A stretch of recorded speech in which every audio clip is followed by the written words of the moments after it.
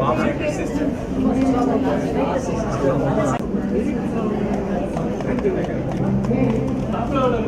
ഇതില്ല വായല്ലോ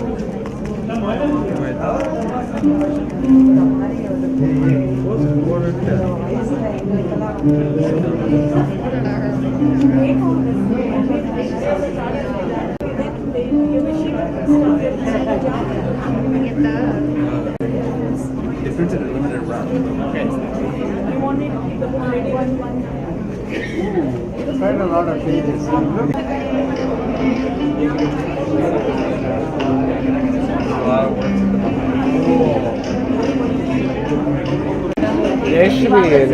Jayashri Dore.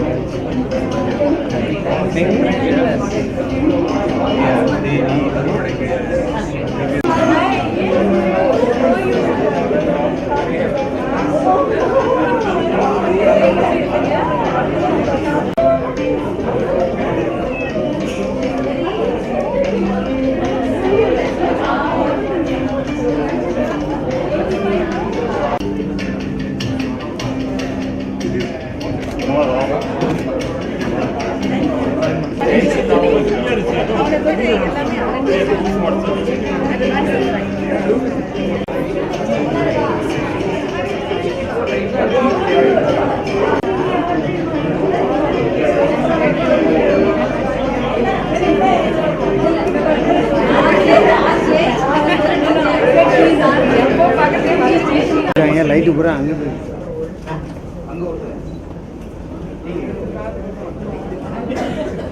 நீங்க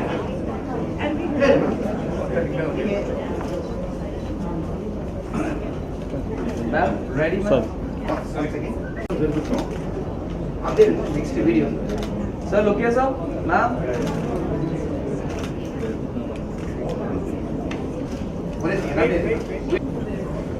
ஓகேனா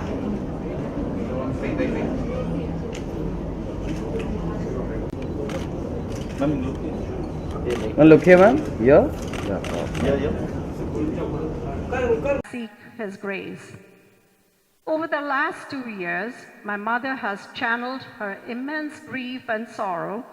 A writer, he was a great speaker as well as singer. She dedicates this book to her husband, her late husband, or spend with us. Thanks so much for supporting us and sharing in our joy of this memorable day. Thank you. இவர் பற்றிய செய்திகளும் வந்தது மட்டுமன்றி Wharton school of business national university of Singapore அழைக்கிறேன்.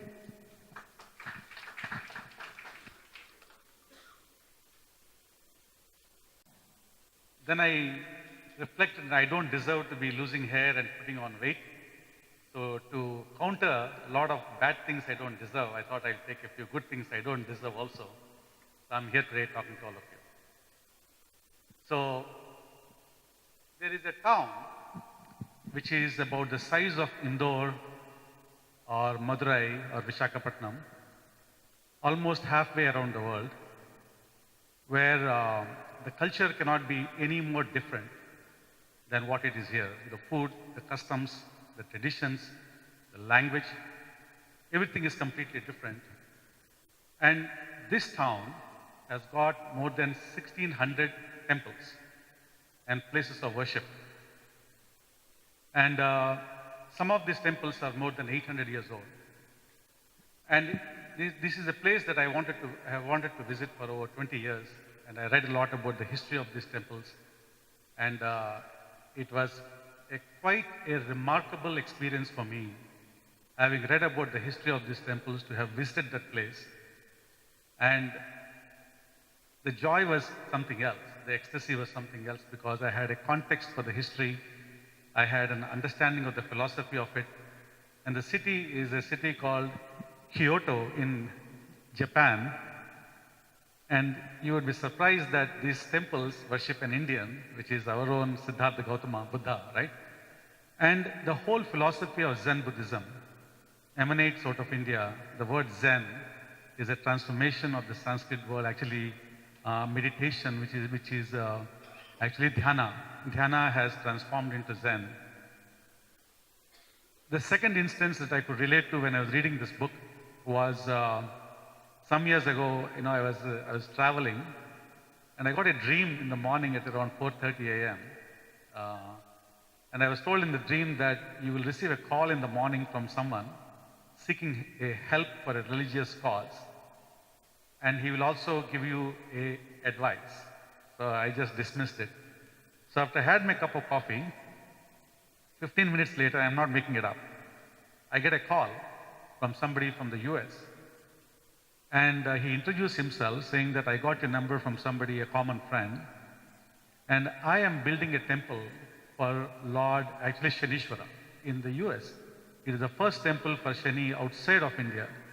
And he was asking for some financial help to make it, and I had offered it to him. And then he said, "Where are you located?" I said, "I'm here in Tamil Nadu." He said, "Have you visited the Shani temple in actually Tirunallur?" Right? I didn't know anything about the temple. I said, no, it's a very famous temple, it's a very prominent temple, and you must go visit it. And I said, "Is it the Shani who's supposed to give you a lot of trouble and a lot of problems in life?"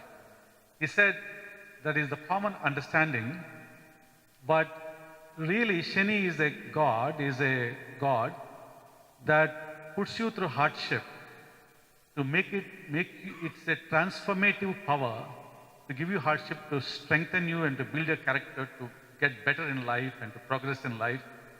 And I had that philosophical contest, and he said, "You must go visit it."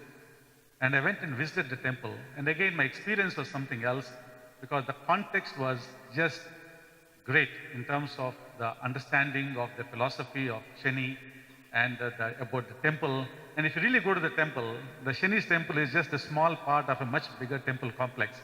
But I understood the significance of it and so on. So it is when I read this book, I was particularly happy that it opens with the Rockport temple. When I went to Trichy, that's the temple I visited the most. Very pleased with that.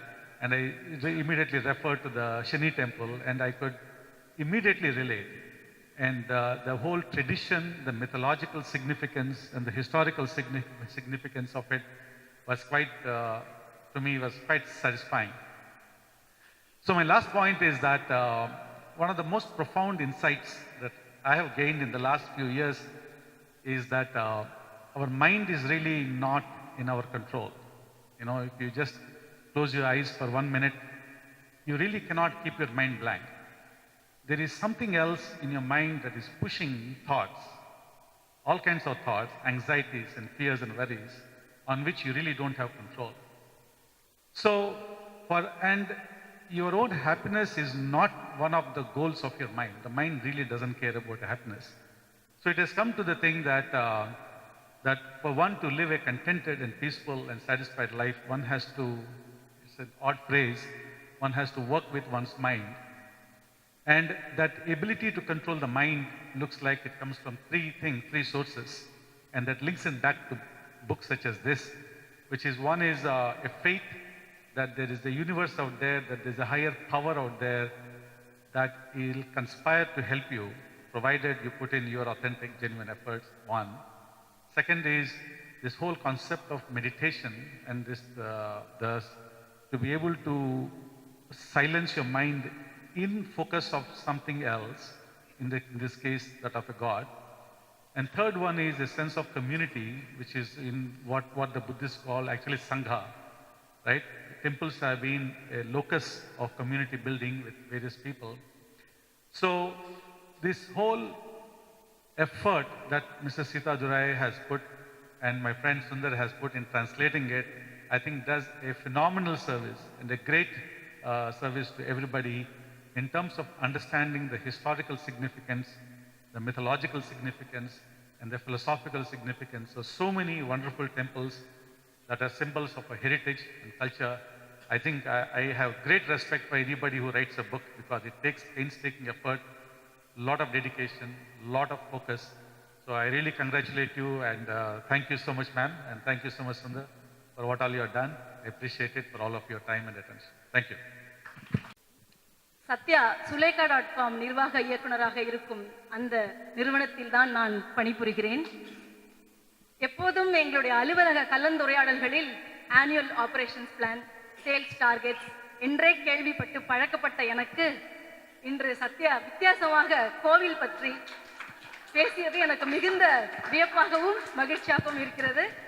திங்கட்கிழமை அலுவலகத்தில் இதை பற்றி தான் நான் பேசப் போகிறேன். நிச்சயமாக. Thank you Sathya. அடுத்து நாம் இங்கு கூடியிருப்பதற்கான முக்கிய நிகழ்வு, திரு சத்யா அவர்கள் அருள் தரும் ஆலய தரிசனம் தமிழ் புத்தகத்தின் முதல் பதிப்பை கொடுக்க திரு ஹரிஹரன் சாம்பசிவம் அவர்கள் பெற்றுக்கொள்வார்.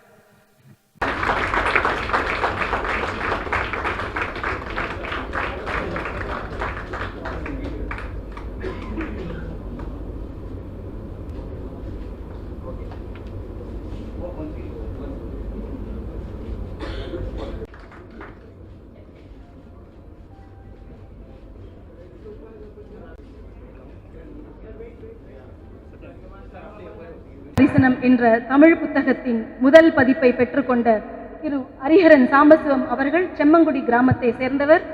REC திருச்சியில் BE பட்டம் பெற்றுள்ளவர். சிங்கப்பூரில் உள்ள ஹனிவல் நிறுவனத்தில் சர்வதேச விற்பனை துறையில் தலைமை பொறுப்பில் இருந்தவர். தற்போது LCS கண்ட்ரோல்ஸ் என்ற நிறுவனத்திலும் விற்பனை துறையின் தலைமை பதவியில் இருக்கிறார்.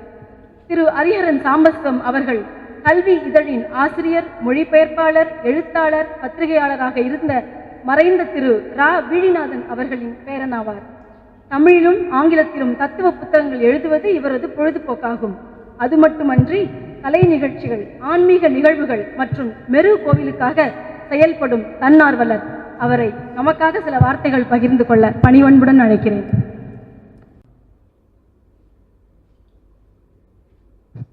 அந்த சஷ்டி சமயத்தில் முருகப்பெருமான், தமிழ் கடவுளான முருகப்பெருமானுக்கும் நமஸ்காரம்.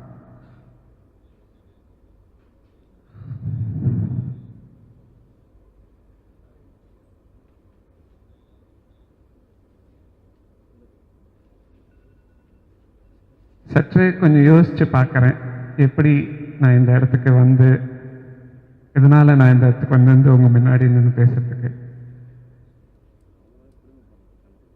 இதுக்கு இந்த முதல் பிரதி எழுதி வாங்கிக்கூடிய அவங்க நிறைய என்னை பற்றி ஒரு இதுவாக சொன்னாங்க.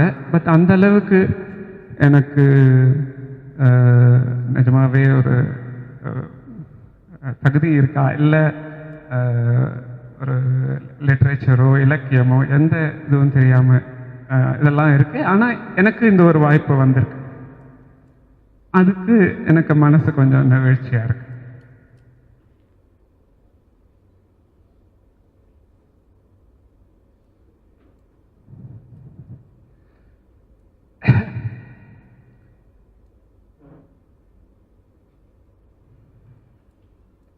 இந்த ஒரு கோயில் 2 கோயில் இல்லை, 101 கோயில், அதில் பாதி 75 அவங்க நேராக போயிட்டு வந்திருக்காங்கன்னு சொல்கிறாங்க. ஒவ்வொன்றும் எவ்வளவு சக்தி வாய்ந்த கோயில். அதெல்லாம் போயிட்டு வந்த ஒரு அவங்களே எழுதின முதல் தமிழ் பிரதி எனக்கு கிடைக்கணும்னு ஒரு பாக்கியம் இருந்திருக்கு. அதனால் நான் எப்படி நினைக்கிறேன்னா, இந்த கோயிலோட எல்லாம் அருள் பிரசாதம், அருள் தருள் மாலை தரிசனம்னு போட்டிருக்காங்க. இதோட அருள்லாம் எனக்கு கிடைக்கணும்னு ஏதோ ஒன்று எழுதி வைக்கப்பட்டதுனால எனக்கு கிடைச்சிருக்குன்னு எனக்கு தோன்றுது. அதனால நான் நமஸ்காரம் சொல்கிறேன். சீக்கர், மோக்ஷா என்று நிறைய பேசினார். கொஞ்சம் புரிந்தது, கொஞ்சம் புரியவில்லை. பட் அவர் பேசிய தொகுப்பிலிருந்து உட்கருத்தாக என்ன எடுத்துக்கொள்ளலாம்? நமக்கு மேலே ஒரு சக்தி இருக்கு, அது கடவுள். ஆன்மீகத்தில் ஈடுபாடு நல்லது, தியானம் சிறந்தது. கடவுள் நமக்குள்ளே இருக்கிறான், அன்பே கடவுள். இதை மட்டுமே நான் உட்கருத்தாக எடுத்துக்கொண்டு, அடுத்து doctor S Narayan, temples of India a spiritual journey ஆங்கில புத்தகத்தின் முதல் பதிப்பை பெற்றுக்கொண்டவர். இவர் 1965ஆம் ஆண்டு IAS அதிகாரியானார். தமிழகத்தைச் சேர்ந்தவர். தமிழக அரசிலும் மத்திய அரசிலும் 40 ஆண்டு காலம் நிர்வாகம் மற்றும் வளர்ச்சி துறைகளிலும் 2003 முதல் 2004 வரை இந்திய பிரதமரின் பொருளாதார ஆலோசகராகவும் பணியாற்றியவர். மத்திய அரசின் நிதி, பொருளாதாரம், வருவாய், பெட்ரோலியம் மற்றும் தொழில் வளர்ச்சி துறைகளில் செயலாளராக பணியாற்றியுள்ளார். நிதி மற்றும் பொருளாதார துறைகளில் இவர் சிறந்த நிபுணராக இருந்தார் என்பது குறிப்பிடத்தக்கது. Doctor S. நாராயண் சென்னை கிறிஸ்துவ கல்லூரியில் எம்எஸ்சி பிசிக்ஸ் பட்டம், கேம்பிரிட்ஜ் யூனிவர்சிட்டியில் எம்ஃபில் பட்டம், யூனிவர்சிட்டி ஆஃப் அடிலைடில் எம்பிஏ ஃபினான்ஸ் பட்டமும் பெற்றதோடு ஐஐடி புதுடெல்லியில் டாக்டரேட் பட்டமும் பெற்றுள்ளவர். 2 புத்தகங்கள் மற்றும் கணக்கில் அடங்கா செயல் திட்டங்கள், அறிக்கைகள், பல புத்தகங்களின் அத்தியாயங்கள் அனைத்தும் எழுதியுள்ளார். இவை மட்டுமன்றி நிதி, நிர்வாகம், வர்த்தகம், எரிசக்தி துறைகளில் எழும் பிரச்சனைகளையும் அதற்கான தீர்வுகளையும் உள்நாட்டு வெளிநாட்டு பத்திரிகைகள் தொடர்ந்து எழுதி வருகிறார். 2005ஆம் ஆண்டு முதல் institute of South Asian studies, national university of சிங்கப்பூருக்கு தலைமை ஆராய்ச்சியாளராக சென்று வருகிறார். அவரை சில வார்த்தைகள் நம்முடன் பகிர்ந்து கொள்ள மரியாதையுடன் அழைக்கிறேன். To be here when Sundar asked me to be part of this event, my, what shall I say, Vagartha, as they say, Vakvisesha, to be part of this event. And then I looked at what Mrs. Sita Doreraj had done and Sundar had lovingly translated. And really it's a story of devotion. There are several levels of devotion that you can see here. One is of course the devotion of Madam Sita Doreraj, the devotion that made her not just visit all these temples, but also to have at her core the love and affection for her family that have made her convert all these ideas into a series of articles and books, and that she has been pursuing for decades and decades. Out of these 101 temples, she has visited 70. And if you go through the narrative, you can see that the title that Sundar has given, A Spiritual Journey, is so apt because the articles are in a way eclectic, in the sense that somewhere in some of the temples she is totally amazed by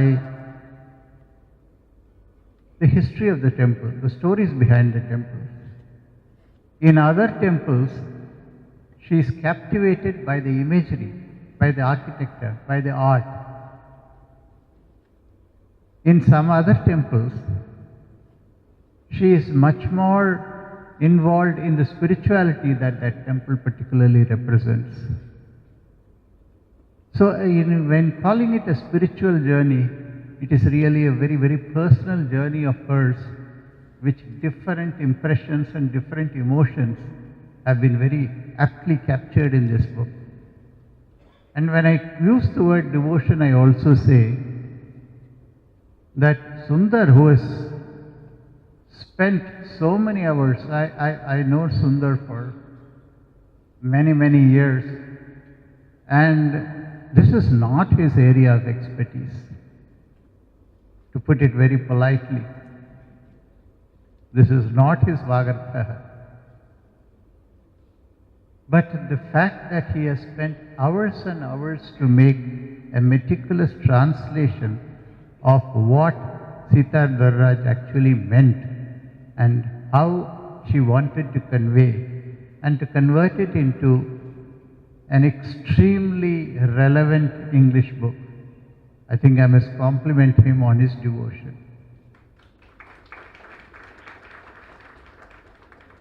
And then, of course, the devotion of the family, the 2 daughters of Sita Doreraj, who felt it extremely important to make this event happen, here in Chennai, to honor their mother, not just the mother and the book, but honor the memory of their father and their brother. I think it is amazing. And finally, let me say, the contents itself. Tamil Nadu is, of course, a majority of the temples mentioned here are temples in Tamil Nadu. Tamil Nadu is an amazing place. Amazing place historically. It is amazing because, fortunately because of history, these temples were not destroyed. So there are temples which are 1,000 years, 1,500 years old. There are temples which are 2000 years old. The Movar Koil in Kodungiyur is the oldest temple that we have here, and that is about 1800 years old. So to be able to get a place where all these temples exist and to want to talk about it is to me very, very special, because we also go to most of these temples. And the other speciality of the Tamil Nadu temple is, over the years, each of the temples has got a particular answer to a particular kind of devotion.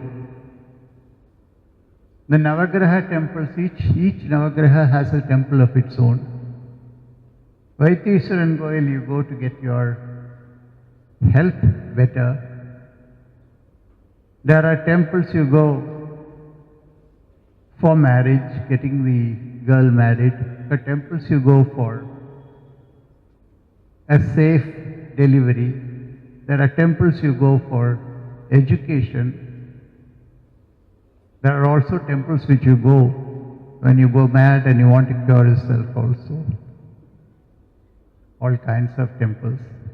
And that's the speciality of Tamil Nadu, the variety.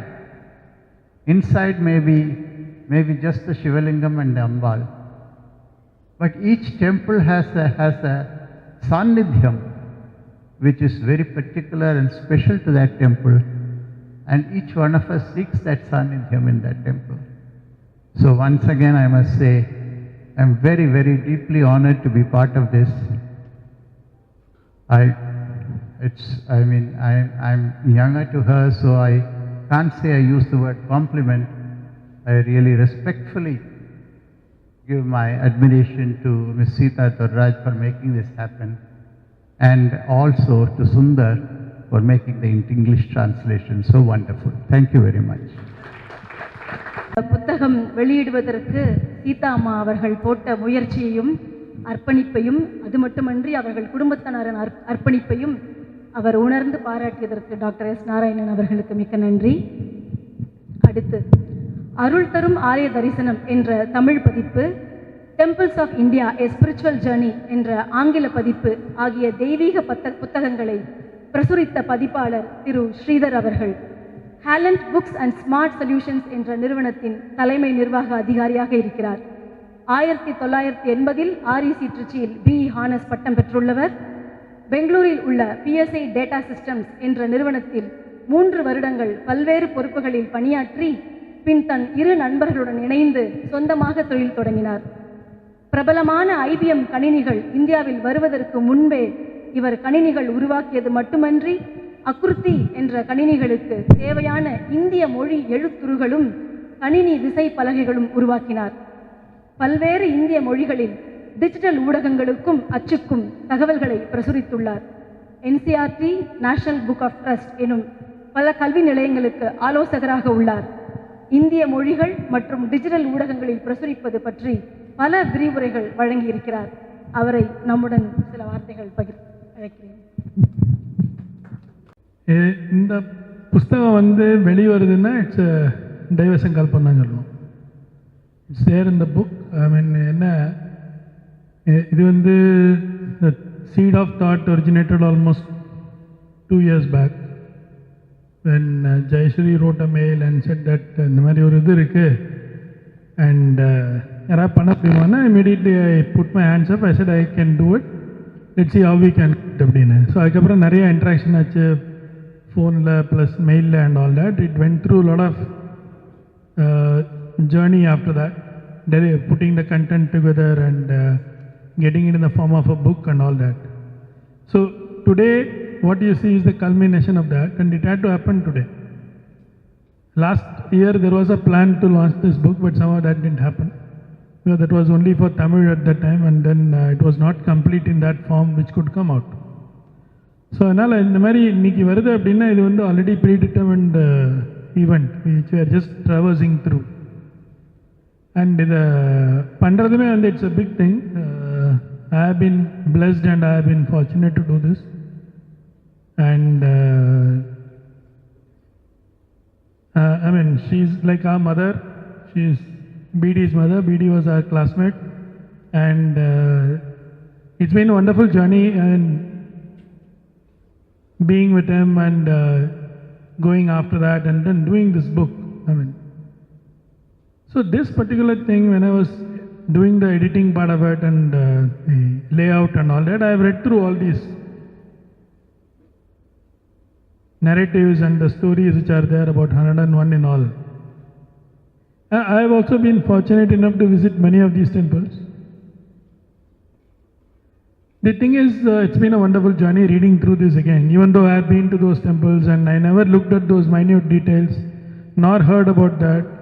So, even this book gave me a new perspective to see the temple and enjoy that thing more.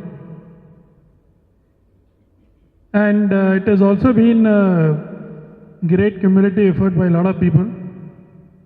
And a lot of my friends have contributed in giving photographs to this. In fact, Kamesh gave the cover photo. So he was kind enough. I told him, hey, Kapalishwarar Koil photo now Nanapada. Within about 10 minutes he sent a photo and that we showed it to her and then she liked it and then it got finalized. And the other friend Maplay gave Rockport photo and Srirangam photo. I mean, in fact, all photo irundhu Rockport photo illama irundhudu Malakota Uchi Pilliyar Kovil. That was the first story in the book. And then he had put a book on a photo on Facebook that day, about I think 15-20 days back. Then I said, Maplay, this is good, we'll use it for photo in this. He said, go ahead, don't ask permission and all that, just shoot it. So it's been a great thing altogether. And more than that, working on this kind of a book, it gives a different sense of satisfaction in terms of working, in terms of doing things. And my request is that you please go through this book. Feel free to interact with us, interact with me, how you find the book and what you think can be made better or anything. Because apart from the print edition, which has been like one, we are also bringing out the electronic edition. So that means there will be an e-version of this, which you can read on your mobile phones and Kindle and other devices. So that book content can be dynamic. It can be changing. So we can introduce many things in that. So you are free to interact on that. Give your opinions about what you find about this book and how you think it can be made better and all that. We'll see how we can take this forward. And I hope this reaches people and people find it useful. Because it's a very good tourist guide also. So in fact, the other thing is when you want to visit those temples, especially in some circuit you are going, if you can read these details and go and visit the temple, it makes it much better.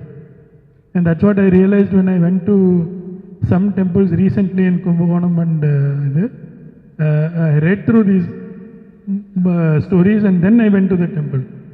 So I could appreciate it much better and in a more detailed manner also, which I would have normally ignored. I mean, that has been very good, and the idea of publishing it in English and Hindi, English and Tamil is very good, because there are a whole lot of people who want to know about our own temples, but then unable to read Tamil for whatever reason. Even my children can't read Tamil, so these things are part of life. So they would appreciate it much better in English if it comes to them and is given. And I should really thank Sundar and Rekha for doing a wonderful translation in English, because the English translation also I read through and I found it very fluid and easy to read. And thanks to Jayashree and Usha for coordinating on this. I mean, it's a lot of work and they've been patiently reciprocating the proofreading part of it and the error corrections and all that. Even in spite of all that, if some errors have crept into the book, please pardon us, we'll correct it. Okay, and thanks a lot once again for all of you for making it convenient to attend and be here with us and make this a great success. Okay, thank you so much. ஆரம்பிக்கும் போதே ஒரு உத்வேகம் வருகிறது.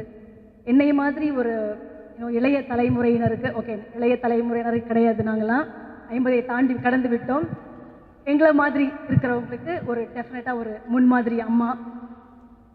அம்மா தன் சிறு வயதிலிருந்தே கோவில்களுக்கு செல்வதில் மிகுந்த ஈடுபாடு கொண்டவர். அவர் மகள் அதை ஆங்கிலத்தில் முதலில் சொன்னார், நான் அதை தமிழில் மொழிபெயர்க்கிறேன். தன் தாயுடன் சேர்ந்து ஆலயங்களுக்கு ரங்கோலி போடுவதும் பூமாலைகள் கொடுப்பதிலும் மிகுந்த ஆர்வம் கொண்டவராக இருந்தார் சிறு வயதிலேயே. ஆலயங்களின் மேல் அவருக்கு இருந்த இந்த அர்ப்பணிப்பும் ஆர்வமும் பின்னாளில் பெரியவரான பின்பும் ஆலயங்களுக்கு செல்வதை வழக்கமாக கொண்டிருந்தார். அது மட்டுமல்ல, கோயிலுக்கு போய் பார்த்துட்டு ஆலயங்களை பற்றி எழுதுவதையும் உடனே அதை ஒரு குறிப்பு எடுத்து வைத்துக் கொள்வதா மெமரியில் வச்சுக்கிட்டு அம்மா அதை அப்படியே இன்ஃபர்மேஷனாக வச்சுக்கிட்டு இருந்திருக்காங்க. முதல் கட்டுரை ஆன்மீகம் என்னும் பத்திரிகையில் வெளிவந்து பின்னர் அவர் எழுதிய கவிதை சான் பிரான்சிஸ்கோ பே ஏரியாவில் தென்றல் என்ற மாத இதழில் பிரசுரிக்கப்பட்டுள்ளது. இந்த கவிதை வெளிவந்த பின்பு ஸ்ரீமதி சீதா துரைராஜ் 2008ஆம் ஆண்டு முதல் இன்று வரை ஆலயங்களை பற்றிய கட்டுரைகள் தொடர்ந்து எழுதி வருகிறார். வணக்கத்தை தெரிவித்துக் கொள்கிறேன். அவன் அருளால் அவன் தாள் வணங்கி எனது எளிய உரையை தொடங்குகிறேன். இப்புத்தகம் அருள் தரும் ஆலய தரிசனம் எழுதுவதற்கு காரணமான சம்பவங்களை சுருக்கமாக கூறுகிறேன். நானும் எனது கணவரும் ராமேஸ்வரம் கோவிலில் அர்ச்சனை செய்துவிட்டு முடித்ததும் அர்ச்சகரிடம் 10 years பேக் நோட்டும் பேனாவும் தான் எனக்கு உதவியது. கோவில் பற்றிய விவரங்களை கொஞ்சம் சொல்ல முடியுமா என்று கேட்டேன். நீங்கள் இவ்வளவு ஆர்வமாக கேட்கிறீர்களே, நீங்கள் நன்றாக எழுதுவீர்கள் என்று தோன்றுகிறது, ஏன் நீங்கள் பத்திரிகைக்கு எழுதி அனுப்பக்கூடாது என்று என்னை கேட்டார். எனக்கு பழக்கம் இல்லை, பார்க்கிறேன் என்று சொல்லி பேசாமல் இருந்து விட்டேன். அப்புறம் அது அவர் சொன்னதை வச்சுக்கொண்டு சரி மறுபடியும் ஒரு இது எழுதலான்னு சொல்லிட்டு காசிக்கு போயிட்டு வந்ததை பற்றி அந்த கட்டுரையை நான் எழுதினேன். உடனே அதை ஆன்மீகம் பத்திரிகையில் போட்டுட்டாங்க. அதுக்கப்புறம் ஒரு எழுதக்கூடிய ஒரு தைரியம் எனக்கு வந்தது. பட் எழுத தெரியும், எழுதணுங்கிற ஆர்வமும் ஜாஸ்தி. அதை எனக்கு என்கரேஜ் அப்புறம் தான் எங்கள் கணவர் எனக்கு கொடுத்தார். அதுக்கு முன்னாடி எனக்கு அவ்வளோவா எழுதணுங்கிற ஆசை இருக்குது. மனசுக்குள்ளே எல்லா கோயில்களுக்கும் போகணும், அந்த கோவிலை பற்றின பாட்டுக்கள்லாம் பாடணும் அப்படின்றதெல்லாம் எனக்கு ரொம்ப உண்டு. அப்புறம் அந்த கோவில்களை பற்றி எழுதி இது பண்ணும்பொழுது அப்புறம் நான் அமெரிக்கா வரும்படியான ஒரு நிர்பந்தம் ஏற்பட்டது. அப்பொழுது எனது எழுத்துக்கள் அப்பொழுது திருத்தல பயணம் என்னும் தலைப்பில் தென்றல் வட அமெரிக்க தமிழ் வட இந்திய அமெரிக்க மாத இதழ், அதற்கு பெயர் தென்றல். அதில் திருத்தல பயணம் என்று கட்டுரைகளை எழுத ஆரம்பித்தேன். எனக்கு கவிதை எழுதும் பழக்கம் உண்டு, தமிழில் கவிதை எழுதுவேன். அந்த முதலில் தென்றலை பற்றிய புகழ்ந்து அவருடைய அமெரிக்க மாத இதழ் இந்தியாவில் உள்ள அத்தனை விவரங்களும் நீங்கள் எழுதினீங்களேன்னு சொல்லிட்டு ஒரு கவிதையை எழுதி போட்டேன். அப்புறம் நயாகரா நீர்வீழ்ச்சியை பற்றி ஒரு கவிதை எழுதி போட்டேன். உடனே அதை செலக்ட் பண்ணி பிரசுரமாச்சு. அந்த 2 கவிதையும் பிரசுரமாச்சு. அதுக்கப்புறம் இந்த திருத்தல பயணம்னு சொல்லி வரிசையாக கோவில்களை பற்றி எழுத ஆரம்பித்தேன். கோவில்களை எல்லாத்தையும் போட்டு இது பண்ணார். அதுக்கு எனக்கு ரொம்ப உதவி செய்தவர் மதுர பாரதி, இங்கே அதாவது தென்றல் ஆசிரியர் மதுர பாரதி, சென்னையை சேர்ந்தவர் மதுர பாரதி என்பவர். அவர் மாமியோட அதை எடிட்டே பண்ண மாட்டேன்டா, தள்ளுடா அப்படின்னு வரோம். எனக்கு தெரியாது. அப்புறம் தான் ஒருத்தர் என்கிட்ட நேரில் சொன்னார். அவரை போய் நேரில் ஒருத்தர் பார்க்கும்பொழுது, இன்னும் எனக்கு தெரிஞ்சதெல்லாம் எழுதின்னு இருக்கேன், சரியாக எழுதின்னு இருக்கேன்னு எனக்கு தெரியல ஒன்றும். உங்களோட கதை உங்களோட இதெல்லாம் பார்க்கணுங்கிற அவசியமே இல்லை, தள்ளுடா அப்படின்னு நான் சொல்லுவேன். அவ்வளோ நீட்டாக எழுதுறேன், உங்கள்கிட்ட தப்பு சொல்கிறதுக்கே ஒன்றும் இல்லை.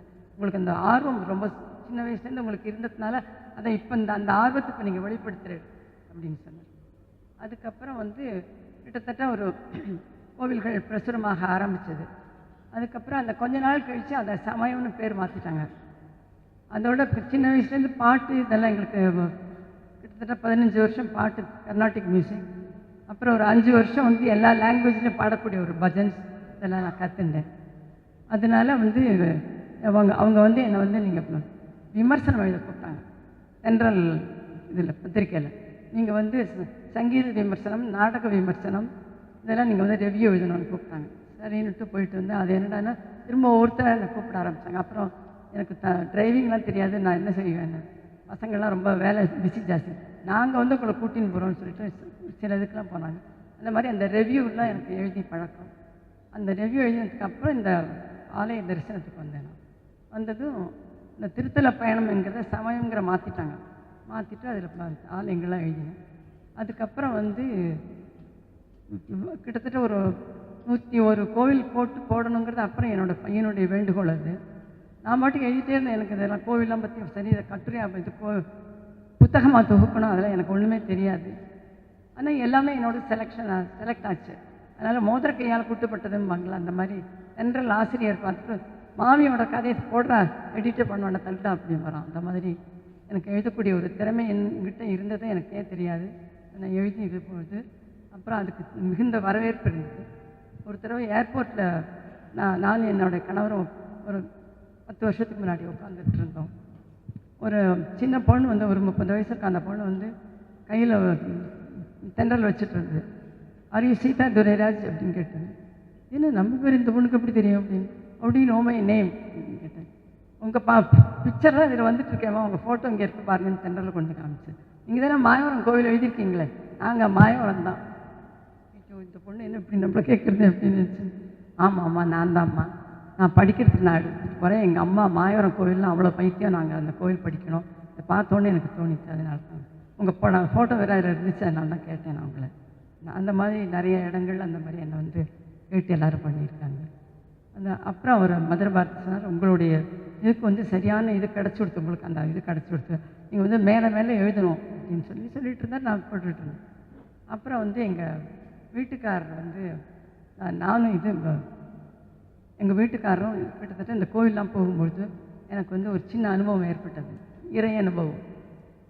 அந்த இது வந்து 3 கோவில்கள் எனக்கு ரொம்ப பிடிக்கும்.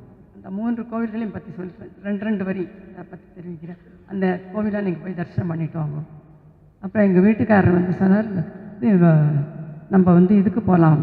நான் சொன்னேன் அயோத்தியா கயாலாம் போகலாம், ராமர் பிறந்த இடம் அதை பார்க்கணும், இந்த கயா போகணும், அப்புறம் வந்து இதெல்லாம் பார்க்கணும், நம்ம போகலாமான்னு சொல்லி. போகலாம், பரவாயில்ல போகலாம், நெக்ஸ்ட் இயர் போகலாம் அப்படின்னு சொன்னேன். அப்புறம் வந்து சரி நான் பேசாமல் இருந்துட்டேன். அதுக்கப்புறம் வந்து நாங்கள் திருச்சிக்கு போயிருந்தபோது எங்கள் குலதெய்வம் கோவில் பூஜைக்காக போயிருந்தபோது அந்த யாரும் இறந்து விட்டாங்க, பண்ண முடியாது, இந்த வருஷம் அந்த பூஜை கிடையாது உங்களுக்கு அப்படின்னு சொல்லி நாங்கள் திரும்பிடலாம் சாயந்தரம் திரும்பிடலான்னு சொல்லிட்டு நாங்கள் 2 பேரும் ராக்போர்ட்டில் திரும்பிடலாம். நாங்கள் கிளம்பும் பொழுது கதவை 2 பேரும் இந்த கதவை தட்டினாங்க ஹோட்டலில். நீங்கள் திருச்சிக்காரங்களான்னு கேட்டாங்க. ஆமாம்ப்பா நாங்கள் 2 பேரும் திருச்சி. நாங்களும் திருச்சி தாம்மா, நாங்கள் வந்து நாமகிரி ட்ராவல்ஸ்லேருந்து வந்திருக்கோம். இந்த ஹோட்டல் மேனேஜர் வந்து உங்கள் வீட்டுக்காரரோட ஃப்ரெண்டாமே, அவர் தான் சொன்னார் இந்த ரூமில் போய் கேளுன்னு. 24,000 ரூபா பணம் கட்டணும், உங்களை வந்து நான் எல்லா இடத்துக்கும் கூட்டின்னு போவேன், நான் வந்து ட்ராவல்ஸ் நடத்துகிறேம்மா அப்படின்னு சொன்னேன். ஏப்பா நாங்கள் வீடு பூஜை கிடையாது இந்த வருஷம் சொல்லிட்டு இந்த 4,000 ரூபா தான் வச்சுருக்கோம், இந்த இப்போ ராத்திரி ஊருக்கு கிளம்பிட்டே இருக்கோம், நீ வந்து கதவை தட்டுறேப்பா, எப்படிப்பா இது பண்ண முடியும் 24,000 ரூபா? அம்மா உங்களுக்கு தெரியும், நீங்களும் திருச்சி அவங்களும் திருச்சி, எங்களை எனக்கு தெரியுமா நீங்கள், அதனால் நீங்கள் போய் அந்த பணத்தை அனுப்புங்க, நாங்கள் அந்த கோவிலுக்கெல்லாம் உங்களை எடுத்துகிட்டு போகிறோம் அப்படின்னு சொல்லி. அப்புறம் வந்து இன்னொரு சின்ன அனுபவம் வந்து அன்னபூர்ணி அஷ்டகம் வந்து என்னுடைய மியூசிக் ஸ்டூடெண்ட் அவங்க கேட்டாங்க, இந்த அன்னபூர்ணி அஷ்டகம் நீங்கள் வந்து ராகம் போட்டு எங்களுக்கு கொடுக்கக்கூடாதா அப்படின்னு சொல்லி எனக்கு ராகம் போட்டு அவங்களுக்கு கொடுத்தேன். தினம் வந்து அந்த அன்னபூர்ணி பூஜை பண்ணும்பொழுது நானும் பாடுவேன். அந்த திடீர்னு ஒரு நாளைக்கு வந்து அப்புறம் அன்றைக்கி வந்து அவர் கதவை தட்டி, நாங்கள் வந்து தீபாவளி அன்றைக்கி அன்னபூர்ணி லட்டு தேரில் தரிசனம் இருக்குது, அது நீங்கள் தீபாவளி அன்றைக்கி கங்கையில் ஸ்நானம் பண்ணலாம், நீங்கள் வரலாம், நீங்கள் கட்டுங்க அப்படின்னாரு. அப்புறம் வந்து நீங்கள் சொல்லுங்கள், நான் வீட்டில் வந்து நாளைக்கு பணம் வாங்கிக்கிறேன் திருச்சியில் சென்னையில், நீங்கள் வாங்க 2 பேரும் சொல்லிவிட்டு எங்கள் பேரை எழுதிட்டு போயிட்டார். 4,000 ரூபா தான் பணம் கொடுத்தோம், வேறு பணம் கொடுக்கல. அப்புறம் வந்து வீட்டில் வந்து செக் வாங்கிட்டார், 24,000 ரூபா பணம் கட்டணுமா, சரி பண்ணிட்டு. அதுக்கப்புறம் எங்களை நேராக அழைச்சிட்டு போய் அன்னபூர்ணி கோவிலுக்கு போயிட்டு திரும்பும் பொழுது ரொம்ப சந்தோஷமாக இருந்தது மனசில். அந்த அன்னபூர்ணி தரிசனம் பண்ணினதுக்கப்புறம் யாரோ என் பின்பக்கம் வந்து, நீ வந்து நல்லா பார்த்தியா, நீ என்னை வந்து பார்த்து உனக்கு பிடிச்சிருந்ததா, உனக்கு மனசில் திருப்தி இருக்கா, உனக்கு நீ என்ன சொல்கிற, நீ என்னை பார்த்ததுக்கப்புறம் உனக்கு எப்படி இருக்குது ஃபீலிங் அப்படின்னு யாரோ என்னை கேட்குற மாதிரி பின்னாடி ஒரு அசரீரி, யாருன்னு தெரியலையே, திரும்பி பார்த்தா யாருமே இல்லை. அந்த ஒரு அனுபவம் ஏற்பட்டது, இறை அனுபவம் எனக்கு ஏற்பட்டது. அந்த மாதிரி நிறைய கோவில்களில் எனக்கு ஏற்பட்டிருக்கு. அதெல்லாம் நான் வந்து இது பண்ண முடியாது. 3 கோவில் எனக்கு ரொம்ப பிடித்தமான கோவில், அதை பற்றி ஒரு 2 வரி மட்டும் சொல்கிறேன். நான் ரொம்ப டைம் எடுத்துக்க மாட்டேன், கரெக்டாக முடிச்சேன். அதனால் அந்த 3 அனுபவங்கள் என்னன்னாக்க, சிருங்கேரி சாரதா கோவில், அதில் வந்து ஒரு தவளை வந்து நிறமாச தவளை, லேபர் பெயின் எடுத்தாச்சு அந்த தவளைக்கு, நல்ல வெயில், அது அப்படியே வெயிலில் அப்படியே சத்தமாகட்டு அப்படியே சத்தம் போட்டுகிட்டே இருக்கு. அந்த நேரத்தில் வந்து ஒரு நல்ல பாம்பு வந்து அந்த தவளைக்கு வந்து கொடை பிடிக்குது. ஆக்சுவலாக அது ரியலாக தவளைக்கும் நல்ல பாம்புக்கும் ஜென்ம பகையாம். ரெண்டு பேருக்கும் அப்படி ஒரு பகையாம். அந்த மாதிரி பகைமையாக இருந்தால் கூட ஆபத்தில் ஒருவனுக்கு இந்த மாதிரி உயிருக்கு ஆபத்தில் இந்த மாதிரி ஒரு கஷ்டப்படும் பொழுது அந்த அவனுக்கு வந்து நம்ம உதவி செய்யணும்னுட்டு அந்த நல்ல பாம்பு வந்து கொடை பிடிச்சி அந்த வெயிலில் கஷ்டப்படாமல் இப்படி காப்பாற்றுறது. அங்கேருந்து ஆதிசங்கரர் வரும்பொழுது பார்த்துட்டே வரும்பொழுது அவர் வந்து இந்த சண்முக மடங்கள் ஸ்தாபனம்லாம் பண்ணணும்னு சொல்லிட்டு வந்து பார்க்கும்பொழுது இந்த மாதிரி ஒரு இடத்துல ஒரு ஜென்ம பகை உள்ள ஒரு ரெண்டு இதுக்கும் இந்த மாதிரி எப்படி ஒத்துமையாக இந்த மாதிரி ஆபத்தில் ஒருத்தனுக்கு உதவணும்னு சொல்லி எப்படி இந்த மாதிரி அவனுக்கு தோணித்து இந்த இடம் தான் நமக்கு லாயக்கு, அந்த இடத்த நம்ம ஸ்தாபனம் பண்ணணும் அப்படின்னு சிருங்கேரி சாரதாம்பாள் கோவிலில் அவர் வாழ்ந்ததே 32 வருஷம். 12 வருஷ காலம் இந்த சிருங்கேரியில் இருந்து அந்த சாரதாம்பாள் மடத்தில் இருந்து எல்லாம் பண்ணி இந்த சண்முக ஸ்தாபனங்கள்லாம் பண்ணின அந்த ஒரு கோவில் ரொம்ப மனசுக்கு ஒரு பிடித்தமான கோவில். நெக்ஸ்ட் ஒன், அரியும் சிவனும் ஒன்றுங்கிற ஒரு தத்துவம். அது பண்டரிபுரத்தில் வந்து பாண்டுரங்கன் கோவில். அங்கே வந்து ஒரு கோல்டு ஸ்மித் பொற்கல்லர், அவர் நரகரின் பேர். அவர் வந்து சிறந்த சிவபக்தர். அவர் வந்து நகை தொழிலெலாம் பண்ணுறவர். அவர்கிட்ட வந்து ஒரு பிஸ்னஸ்மேன், பெரிய பணக்காரர். அவர் வந்து தினம் தான் இவரை பண்டரிபுரத்தை விட்டலை நான் இது பண்ணி தியானம் பண்ணிவிட்டு, எனக்கு இந்த வம்சத்துலேயே எனக்கு குழந்தைகள் இல்லை, எனக்கு குழந்தைகள் வேணும், எனக்கு இறக்க காட்ட மாட்டியா அப்படின்னு கேட்கும்போது சொல்லி முடித்ததும் அவருக்கு ஒரு வருஷத்தில் குழந்தை பிறந்துடுறது. நீ எனக்கு குழந்தை பிறந்துட்டு அவனுக்கு நான் இடுப்பில் அரணா கட்டிவிடுவேன், பொண்ணில் அரணா பண்ணித்தரேன் உனக்கு அப்படின்னு சொன்னார். அது சொல்லிவிட்டு அதுக்கப்புறம் வந்து கேட்குறாரு அவர், இந்த ஊரில் யார் நல்ல இந்த தங்க அரணா வந்து கோவிலுக்கு பாண்டுரங்கனுக்கு நான் பண்ணணும், யார் இந்த ஊரில் இருக்காங்கன்னு அவர் கேட்டார். நரகரின்னு ஒருத்தர் இருக்கார், நீங்கள் போங்க அவரை போய் அப்ரோச் பண்ணுங்க, நீங்கள் கேளுங்க அப்படின்னு. நரகரிங்கிறவர் சிவபக்தர். இவர் வந்து சொன்னார், நீங்கள் வந்து இந்த பாண்டுரங்கனுக்கு நீங்கள் வந்து அரணா பண்ணி தரணும். நீங்கள், நான் சிவபக்தன், நான் வந்து நேரில் பார்க்க மாட்டேன், கண்ணை மூடிட்டு தான் வருவேன், நீ அளவை எடுத்துகிட்டு வந்து எனக்கு சொல்லு, நான் பண்ணித்தரேன். 2 தடவை பண்ணும்பொழுதும் ஒன்று கூட போயிடுத்து, ஒன்று அளவு ஜாஸ்தியாக போயிடுத்து, ஒன்று அளவு குறைச்சலாக போயிடுத்து, இடுப்பு கரெக்டாக இல்லை அவர். அதை வந்து திருப்பி வந்து நீங்கள் வாங்க வந்து அளவு எடுத்துக்கோங்க, எனக்கு நான் அதெல்லாம் பார்க்க மாட்டேன், நான் சிவபக்தனை பார்க்க மாட்டேன் அப்படின்னு.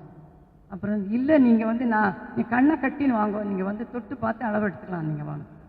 கண்ணை கட்டின்னு போகும்பொழுது அவன் தொட்டு பார்க்குறார், சிவனுக்குரிய சின்னங்கள்லாம் தெரியறது. விஷ்ணுவெல்லாம் இல்லை, சிவனுக்குரிய சின்னங்கள்லாம் தெரியும் பொழுது இது என்னது புலித்தோல் மான் மழு அப்படிங்கிற மாதிரி சிவனுடைய சின்னங்கள்லாம் தெரியுதுன்னு சொல்லிட்டு திருப்பி 2ஆம் தடவை வந்து இது பண்ணுறாரு. அவருக்கு சந்தேகம் வந்துருக்கு, இதுன்னு சிவனா இவன் விஷ்ணுவான் திருப்பி 2ஆம் தடவை சந்தேகம் வரும்பொழுது திரும்ப தொட்டு பார்க்குறார். தொட்டு பார்க்கும்பொழுது விஷ்ணுவோட சின்னங்கள்லாம் தெரியுது. அப்புறம் வந்து அவருக்கு வந்து 2-3 தடவை ட்ரை பண்ணி அவருக்கு அது சரியாக அவரால் இது பண்ண முடியல. அப்புறம் லாஸ்ட்டாக அவருக்கு கரெக்டாக அளவு கிடச்சி விட்றது. அப்போ தான் அவருக்கு அந்த தியானம் வருது, சிவனும் அரியும் சிவனும் ஒன்று, நம்ம செஞ்சது ரொம்ப தப்பு அப்படின்னு சொல்லிட்டு தன்னுடைய தப்பை உணர்ந்து அவர் இது பண்ணுறாரு. அந்த ஒரு கோவில் வந்து எனக்கு ரொம்ப பிடித்தமான கோவில். அது நீங்கள்லாம் போனாலும் கண்டிப்பாக பார்க்கலாம். அடுத்து நெக்ஸ்ட் ஒன், மெடிக்கலி ஓரியன்ட் நிறைய எழுதியிருக்க கோவில்கள். அந்த இது சர்க்கரை நோய் தீர்க்கும் கரும்பேஸ்வரர்னு ஒரு கோவில் இருக்குது. அது வந்து தஞ்சாவூர் ஜில்லாவில் பக்கத்தில் நீடாமங்கலத்து, எங்கள் ஊருக்கு பக்கத்தில் இருக்குது, நீடாமங்கலத்துக்கு பக்கத்தில் இருக்குது. அங்கே வந்து ஈக்குவல் அளவு ரவையும் சர்க்கரையும் எடுத்துகிட்டு போய் சுவாமி பாதத்தில் வச்சு அர்ச்சனை பண்ணிவிட்டு, அதை வந்து யாருக்கு அந்த டயபிட்டிஸ் இந்த மாதிரி நோயெல்லாம் இருக்கோ அவங்க போய் நேரில் வந்து அந்த ரவையும் இந்த அரிசியும் வாங்கி அந்த பிரகாரம் முழுக்க, பிரகாரம் ஃபுல்லாக தரையெல்லாம் மண் இருக்கும், அந்த பிரகாரம் முழுக்க நீங்கள் வந்து தூவிட்டே வரணும். அந்த ஜீவராசிகள் சாப்பிட உங்களுக்கு அந்த நோயோட இது குறையும் அப்படின்னு சொல்லவும் நிறைய பேர் இப்போ வந்து நிறைய வந்து பார்த்து இதெல்லாம் பண்ணுறாங்க. நிறைய வந்து முன்னாடியில் அவ்வளோ கூட்டமே இருக்காது, இப்போ நிறைய பேர் யார் யாருக்கு நீரிழிவு நோய் இருக்கோ எல்லோரும் வராங்க. அந்த மாதிரி ஒரு பக்தி அந்த மாதிரி அங்கே வந்துருக்கு. அதனால் அந்த கோவிலையும் நீங்கள்லாம் போய் தரிசனம் பண்ணணும். இந்த மாதிரி நிறைய மெடிக்கலி ஓரியன்ட் இருக்குது. ஊட்டத்தூர் சுந்தரத்னேஸ்வரர் கோவில், அங்கே வந்து கிட்னி ப்ராப்ளம் சரியாக போடுது, அந்த மாதிரியெல்லாம் நிறைய இருக்குது. அதே போல் திருக்கழுக்குன்றம் மேலே கோவிலில் நீங்கள் ஏறினீங்கன்னா அந்த அந்த மலை மேலே இருக்கிற அந்த மெடிசினல் பிளான்ட் மூலம் அந்த வந்து அவங்களுக்கு வந்து அந்த ஹார்ட் ப்ராப்ளம், ஆஸ்மா அந்த மாதிரிலாம் அவங்களுக்கு சரியாக இருக்குது. இந்த மாதிரி நிறைய மெடிக்கலி ஓரியன்ட் கோவில்கள்லாம் இருக்குது. அதெல்லாம் நீங்கள் போய் தரிசனம் பண்ணி நேரில் அவனோட பகவானுடைய அருளை நீங்கள் பெற்று எல்லோரும் வளமுடன் வாழ இறைவனை பிரார்த்திக்கிறேன். அடுத்ததாக நன்றி. அடுத்ததாக திரு சத்யா பிரபாகர் அவர்கள், நாராயணன் அவர்கள், ஹரிஹரன் அவர்கள், ஸ்ரீதர் அவர்கள் எல்லோரும் அருமையாக உரையாற்றி எல்லாரும் அருமையாக பேசினார்கள். நான் எப்படி பேசினாலும் எனக்கு தெரியாது. அதனால் நீங்கள் எல்லோரும் இந்த மாதிரி நீங்கள் கோவில்கள்லாம் சென்று நேரில் தரிசனம் செய்து இறையருள் பெற்று இன்பமாக வாழ இறைவனுடைய பிரார்த்திக்கிறேன். நீங்கள் எல்லோரும் கண்டிப்பாக எல்லோரையும் நீங்கள் கோவில்களுக்கு சென்று வளமுடன் வாழ இறைவன் அருள் பெற்று வளமுடன் வாழ பிரார்த்திக்கிறேன். எல்லோரும் அடுத்தபடியாக என்னோட நன்றி தெரிவிச்சுடுறேன். அடுத்தபடியாக